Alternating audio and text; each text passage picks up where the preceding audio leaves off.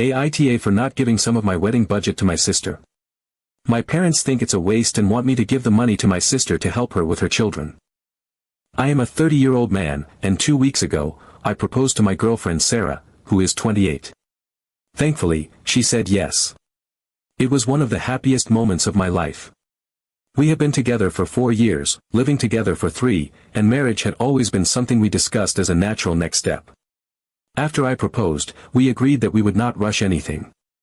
We would take our time, probably get married in about 2 years, so we could plan properly and make it exactly how we wanted it. That way, we would not be stressed or pressured financially either. Now, about money. I am not wealthy by any means, but I am stable.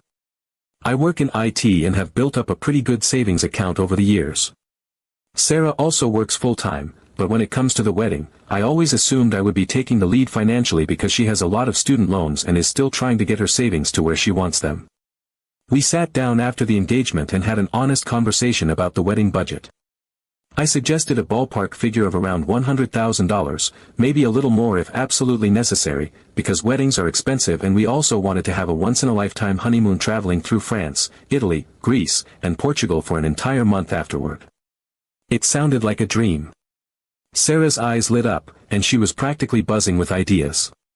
She said she wanted the best of everything, the best venue, the best food, the most beautiful dress, flowers, photography, everything. She does not want to skimp or cut corners, and honestly, I love that she is so excited. Seeing her happy makes me happy. We both knew we were throwing out ideas without fully understanding how much everything would cost in the end, but the plan was to research, get quotes, and adjust as needed. Plus, with 2 years to save more, it seemed manageable. I could take on some freelance projects, work some extra hours, tighten up my budget a bit. I was totally fine with that. This is one of the most important days of our lives. I want it to be special, not something we look back on with regret. Fast forward to last weekend, we had dinner with my parents and my younger sister, and naturally, they asked about our engagement and the wedding plans. I was excited to share our ideas, so I told them we were looking at a 2-year timeline and planning for a beautiful wedding and an incredible honeymoon. I casually mentioned the budget estimate, thinking they would be happy for us. Instead, the mood shifted almost immediately. My mom frowned and put down her fork. She asked me, in a tone that was almost scolding, why we would spend that kind of money on a single day and a trip, calling it wasteful and irresponsible. I was taken aback, honestly. I had not expected that reaction at all. I asked her what she meant by that, and she said, you could use that money for something better. Like helping your sister. For context, my sister is 26. About 8 months ago, her husband walked out on her, leaving her with their 3 kids, all under the age of 10. It has been a tough year for her, no doubt about it. Her ex is refusing to pay child support, even though there is a legal battle underway, and in the meantime, she is barely getting by. She works part-time, but between daycare costs and rent and everything else, she is struggling. I have tried to be there for her. I take the kids out when I can, buy them dinner, bring them little gifts, try to give her a break here and there. But I guess my family feels it is not enough. My mother made it very clear that she thinks I should give at least part of the wedding and honeymoon money to my sister to help her get back on her feet. My sister did not say anything, but she had this look on her face, kind of hopeful and defeated all at once. It made me feel horrible. I love my sister and my nieces and nephew, and it kills me that they are struggling. But at the same time, Sarah and I have been dreaming of this future together. We are building our life. It feels like we are finally reaching this point where all our hard work and patience is paying off. I feel like it would be crushing to just throw it all away. I tried to explain that Sarah and I had already talked about the budget, and she is so excited. It would not be fair to pull the rug out from under her now, especially when she has been imagining the perfect day and perfect honeymoon. My mother was not having it. She told me that family comes first and that real love means sacrifice. She said that if I truly cared about my family, I would do the right thing and postpone the wedding or downsize it dramatically. I left that dinner feeling like absolute crap. Since then, my parents have been cold and passive-aggressive. I get texts from my mom asking if I have come to my senses yet. My dad has been quieter, but when I called him to check in, he said he hoped I would not disappoint the family. My sister has not directly asked me for anything, but she did send me a long message thanking me for all the help I have given her and saying she understands if I cannot do more. It felt like a guilt trip even if it was not meant that way.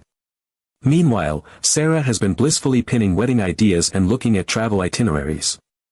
I have not told her about the pressure from my family yet because I do not want to dampen her excitement. Every time I think about bringing it up, I imagine her face falling, her dreams crashing down, and I just cannot do it. She deserves this happiness after everything she has gone through in her own life. She worked 2 jobs during college to make it through without family support. She is not some spoiled princess asking for an over-the-top wedding. She just finally feels like she can have something truly special. I am stuck. I feel pulled in 2 directions. On one hand, my sister and her kids genuinely need help, and it would be the compassionate thing to do. On the other hand, I feel like it is unfair for my family to expect me to sacrifice my wedding and honeymoon, something Sarah and I have dreamed about and saved for, just because my sister's life took an unfortunate turn. It is not like we caused her problems. I have been as supportive as I can without compromising my own future. My family thinks I am selfish, wasteful, and heartless. I keep wondering if maybe I am. I never thought planning my wedding would turn into a moral dilemma like this. I thought it would be about love and excitement, not guilt and shame and family resentment. I feel like no matter what choice I make, I am going to lose something important. I just do not know what to do anymore. Update 1. After everything that had happened, I thought there might still be a chance that my family would calm down and come around. I thought that if I gave them a little time to cool off, they would see how hurtful they were being, how unfair it was to try to sabotage one of the biggest moments of my life. I kept waiting for a call, a message, anything that showed they had a change of heart. Instead, things only escalated.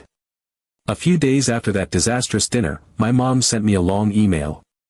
It was carefully worded, but the message was brutal. She said that after careful consideration, she and my father had decided they would not be attending my wedding. They believed that spending over $100,000 on a party and a trip was irresponsible and a betrayal of family values. They would not be part of what they called a public display of selfishness. They wished me and Sarah the best, but made it clear that they could not, in good conscience, support what we were doing. I sat at my desk, reading that email over and over, feeling like I had been punched in the gut. I had never imagined my parents would boycott my wedding. Even when they were upset, I thought deep down they would still show up, put on a smile, and be there for me because that is what family is supposed to do. But I guess I had been naive. When I told Sarah, she just stared at me for a moment and then started crying. Real, heavy, body-shaking sobs. Sarah had gone no contact with her own family years ago after surviving years of emotional abuse and manipulation. For her, the idea of building a new family, of marrying into a family that would love and accept her, meant everything. When we got engaged, she told me she was so happy that at least my family was normal, that she could have parents-in-law who treated her like a daughter. That dream shattered in an instant. She kept asking, what is the point of having a wedding if no one is going to show up? Why spend all that money, plan all those details, for a room full of empty chairs? I had no answer. I felt so helpless, so angry at everyone who had made her feel this way. After sitting with it for a few days, I realized what we needed to do. I told her that it was okay, that we did not need anyone's approval or blessing to celebrate our love. If no one wanted to support us, then screw it, we would elope. Just the 2 of us. No drama, no guilt, no people pretending to be happy for us while secretly judging us.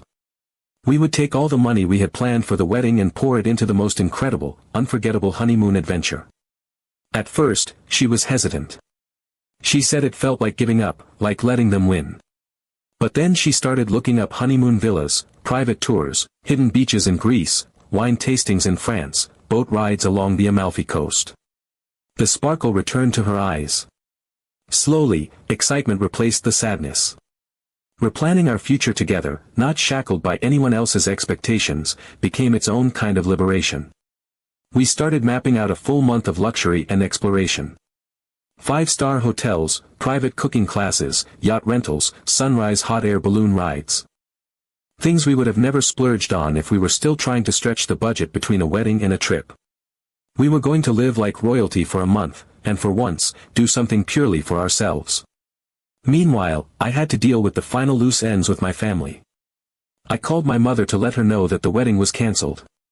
Her reaction was immediate: relief, satisfaction. She told me I had made the right decision. She said now that I had come to my senses, she hoped I could start focusing on what really mattered. She asked if I could help my sister financially now, if I could step up and do the right thing for the family. I laughed. I could not help it. It was not a kind laugh, it was the bitter, stunned laugh of someone who realizes just how little they ever mattered when their needs conflicted with the family narrative. I told her no. I said that they had made their choice very clear. They had shown me that my happiness did not matter, my dreams did not matter, my relationship did not matter. They ruined my wedding plans with their judgment and selfishness. From now on, I would be prioritizing myself because clearly, no one else was going to do it for me. I told her that I would not be providing financial support to my sister.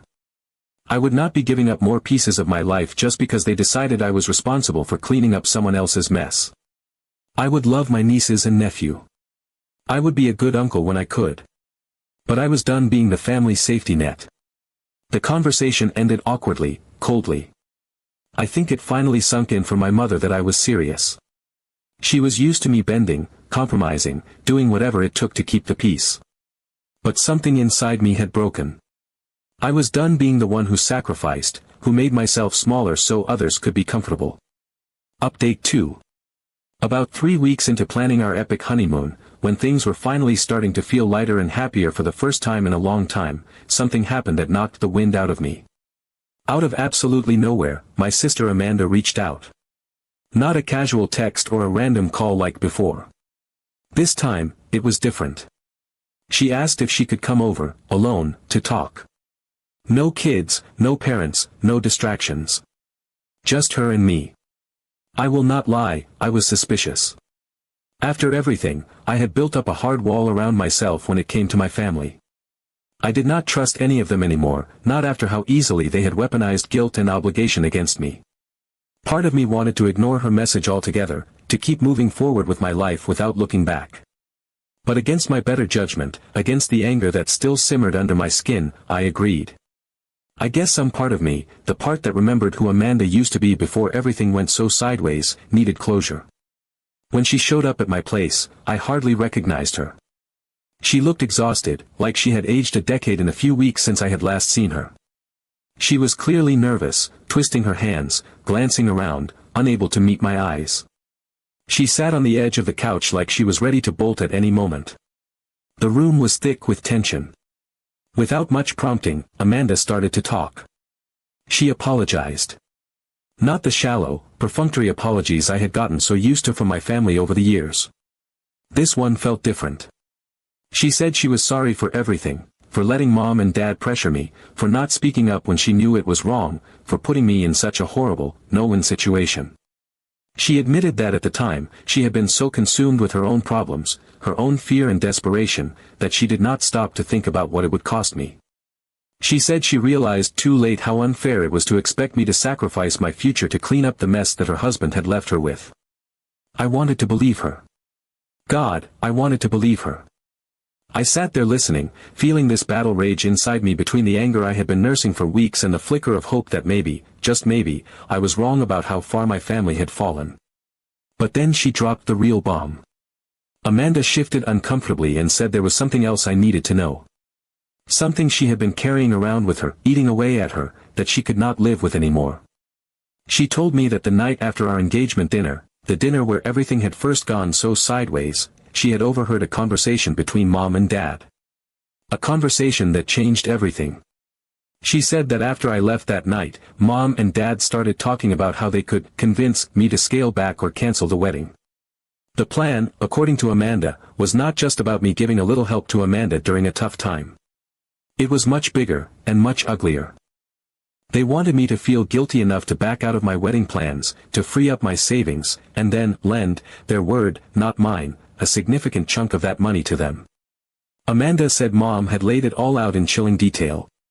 They would use the money to support the family, which in reality meant paying off some of their own lingering debts, covering some of Amanda's urgent expenses to keep up appearances, and even, unbelievably, helping fund a cruise vacation they had been dreaming about for years. They figured that after things settled down, they would pay me back, but it was clear from how Amanda described it that no one had any real intention or plan for how that would actually happen. It was a fantasy at best, a scam at worst. Hearing that was like having the last remaining thread of my childhood snap clean in two. It was never about family values. It was never about love or responsibility or helping Amanda. It was about control. It was about entitlement. It was about them seeing me, not as a son or a brother, but as a resource to be harvested. As a piggy bank they felt entitled to crack open when it suited them. Amanda said that when she overheard it, she felt sick. She said she wanted to tell me right away, but she was scared.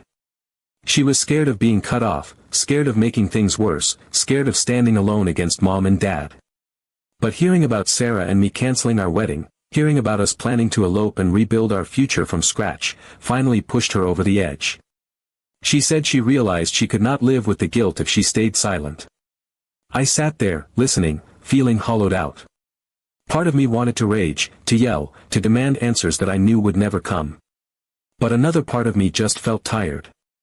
I thanked Amanda for her honesty. I told her that I appreciated her finally telling me the truth. But I also told her, as gently as I could, that it changed nothing. The wall between me and my parents was built too high now, too solid. There was no going back, no repairing the damage they had done. I told her that I was still going to live my life for myself now. That I was still going to prioritize Sarah and our future, above all else. That I was done being the family scapegoat, the fixer, the wallet, the sacrificial lamb. Amanda cried. She apologized again, over and over, but there was nothing more to say. Eventually, she stood up, wiped her eyes, and left. I have not heard much from her since. Update 3. After Amanda's confession, I thought the worst was behind us. I thought realizing the full extent of the betrayal would be the end of it. I was wrong. Very wrong. In the weeks that followed, my parents didn't just sulk or disappear quietly. They escalated. They started trying every trick in the book to get me to hand over money, first under the guise of helping Amanda, then for family emergencies, then for vague, urgent bills that somehow only I could save them from. First came the guilt trips about Amanda's kids needing new clothes for school, about overdue daycare payments, about medical bills. Then it shifted. My parents started hinting that they were struggling with their mortgage, that they might lose the house if I didn't step up as the responsible son. They even pulled out emotional weapons, saying it would break Grandma's heart if the family home was lost because I was selfishly throwing money away on a honeymoon. When that didn't work, they got more aggressive. I started getting group texts from distant relatives, people I hadn't spoken to in years, all vaguely hinting that I needed to do the right thing for the family. It was surreal, like watching a coordinated smear campaign unfold around me. But this time, I didn't fold.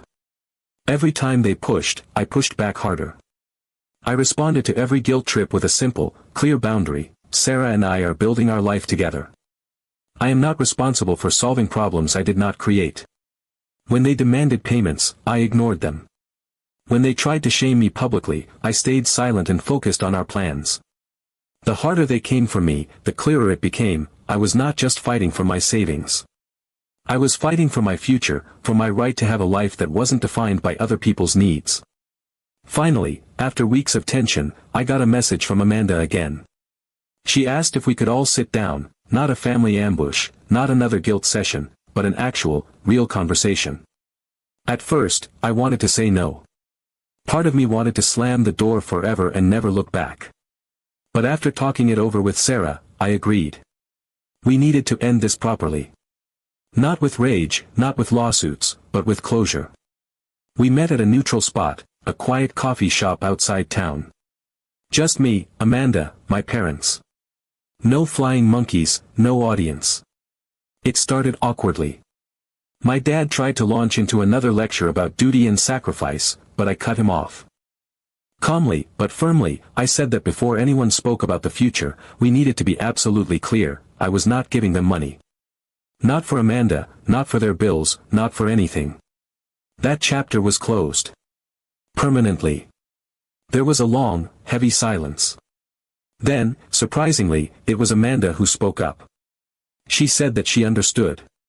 That she didn't expect or want me to bail her out anymore. She was working more hours now, getting government assistance, finding her footing on her own terms. She apologized again for how she let things spiral, for not standing up for me sooner. My parents sat there, stiff and uncomfortable. Finally, my mom, for the first time in months, admitted that they had gone too far.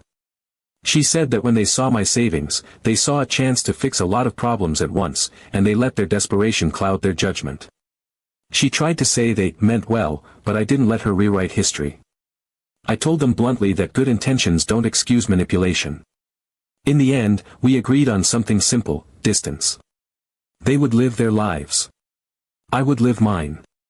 They would stop trying to guilt or control me. I would, when I felt ready, slowly rebuild something resembling a relationship, but only if they respected my boundaries. It wasn't a perfect resolution. There were no hugs, no tearful reconciliations. Just an understanding. A fragile ceasefire. When I walked out of that coffee shop and got into the car where Sarah was waiting for me, I realized something important.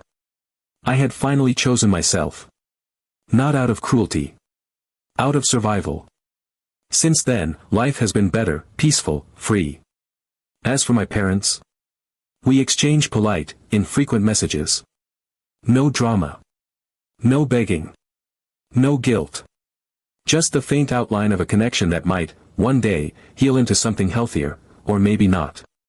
Either way, I'm okay with it. Amanda still checks in sometimes. She's rebuilding her life slowly, on her own terms, and honestly, I'm proud of her for that. Maybe someday we'll be close again. Maybe not. That's her choice now, not my burden. And Sarah and I are building our future and are happy.